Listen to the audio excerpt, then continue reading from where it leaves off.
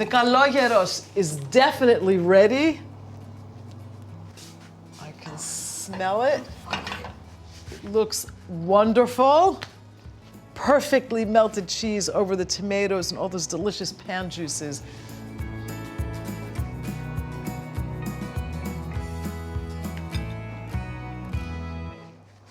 Look at that.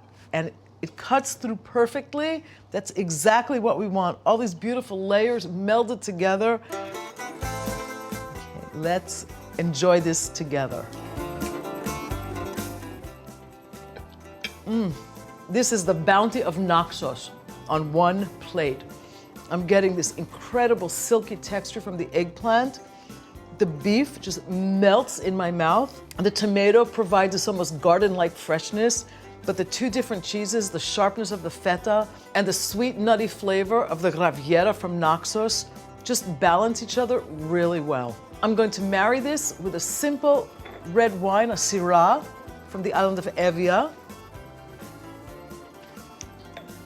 And these nice peppery, spicy notes work really well with this rich, delicious Greek island classic.